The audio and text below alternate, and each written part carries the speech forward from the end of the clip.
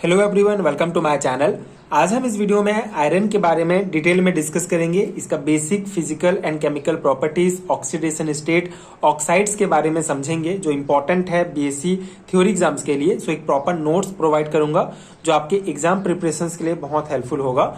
सो हम D block elements के first transition series के एलिमेंट्स को डिस्कस कर रहे हैं। पिछले वीडियोस में मैंने scandium, titanium, vanadium, chromium, manganese इन एलिमेंट्स को डिटेल में समझाया है। अगर आपने वीडियो नहीं देखा है तो चैनल के प्लेलिस्ट में आपको इंडिविजुअल यूनिट का प्लेलिस्ट मिल जाएगा, आप चेक कर सकते हैं एंड वहां से वीडियोस देख सकते हैं। सो आज हम इस पर्टिकुलर वीडियो में आयरन के बारे में डिटेल में समझेंगे। So iron is a chemical element with the symbol Fe and atomic number is 26. It is one of the most abundant elements on earth and is essential for many biological process including oxygen transport in the blood। ठीक है, तो iron जो है बहुत एक chemical elements है। ठीक है, तो ये बेसिकली एलिमेंट जो है अर्थ में जो है बहुत ज्यादा प्रचुर मात्रा में ये एलिमेंट उपस्थित है। ठीक है, आयरन लोहा सिंपल आपको पता होगा। ठीक है, एटॉमिक नंबर 26 और इसका जो सिंबल होता है वो Fe होता है। ठीक है, Fe से इसको दर्शाया जाता है।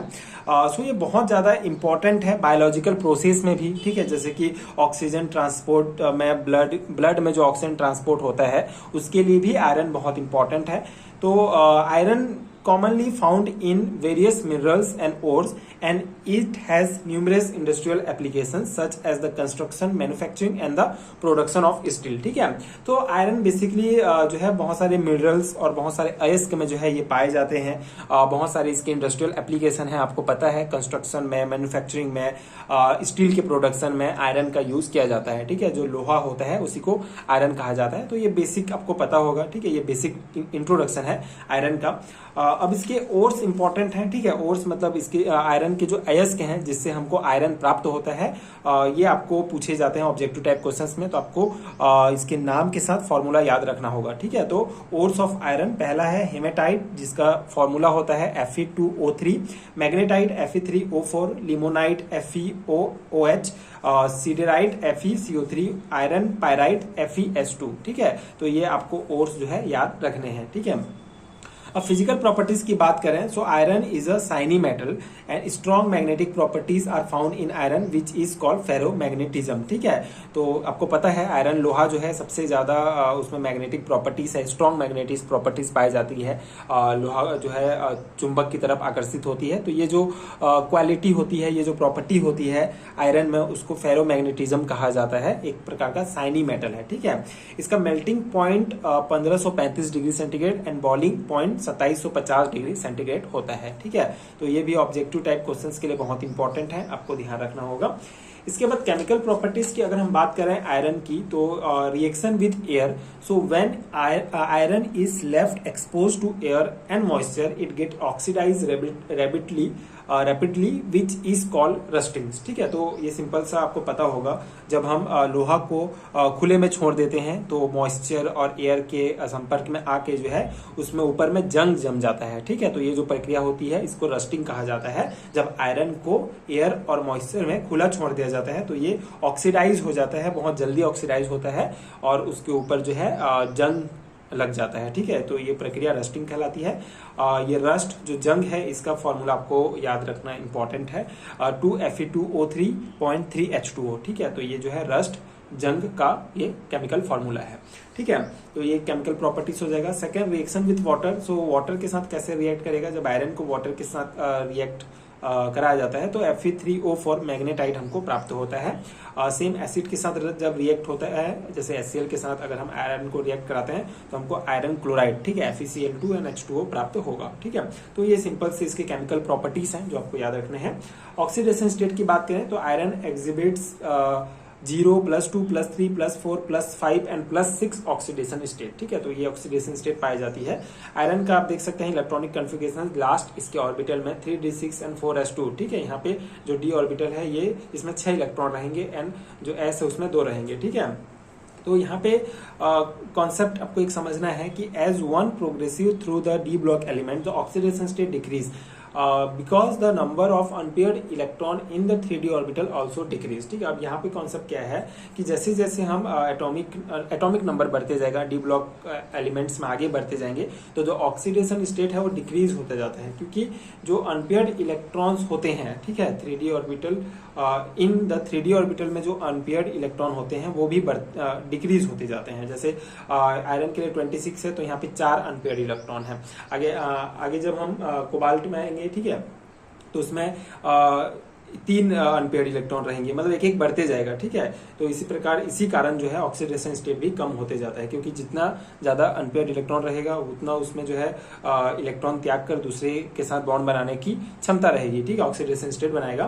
तो वही कॉन्सेप्ट है। The +2 oxidation state of iron is called ferrous and the +3 state is called ferric. ठीक है, तो ये 2 पॉइंट भी आपको याद रखना है। +2 ऑक्सीडेशन स्टेट के आयरन को फेरस कहा जाता है एंड +3 ऑक्सीडेशन स्टेट वाले आयरन को फेरिक कहा जाता है। The +2 oxidation state of iron is the most stable and it also exists in aqueous solution। ठीक है, तो सबसे ज्यादा स्टेबल ऑक्सीडेशन स्टेट आयरन का क्या होता है? +2 ऑक्सीडेशन स्टेट होता है। ठीक है, एंड मोस्ट स्टेबल है और ये एक्वस सॉल्यूशन में भी एग्जिस्ट करता है। ठीक है, तो ये हो गया ऑक्सीडेशन स्टेट। अब हम इसके ऑक्साइड्स की बात करें। ऑक्साइड्स ऑक्सीजन के साथ रिएक्ट करके जो कंपाउंड बनाते हैं उनको ऑक्साइड्स कहा जाता है।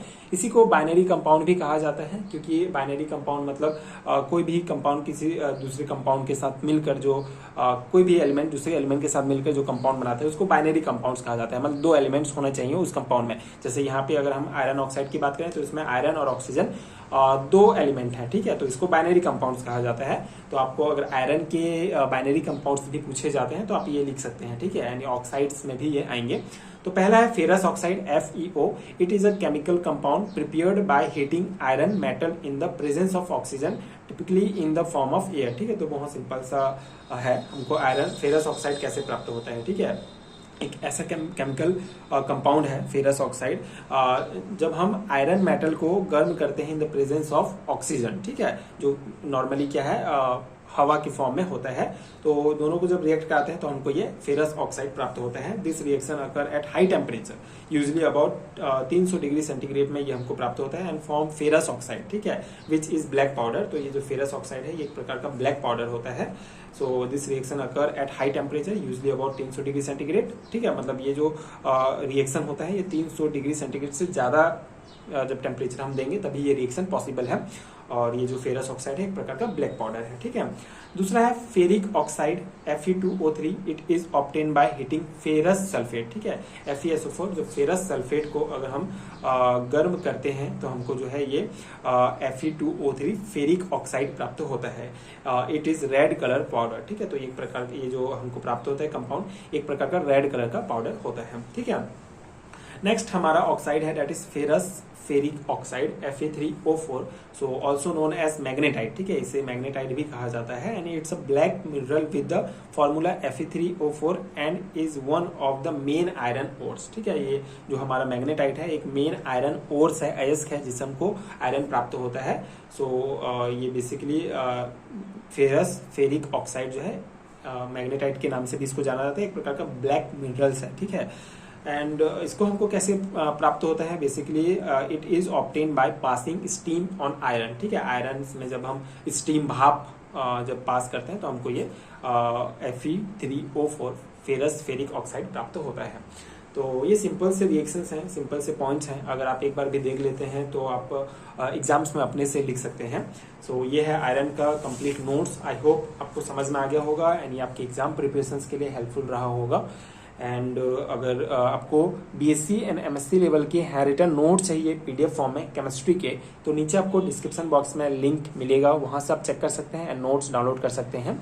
इसके अलावा अगर वीडियो हेल्पफुल है तो आगे के वीडियोस देखने के लिए प्लीज चैनल के साथ जुड़े रहिए। Thank you so much for watching.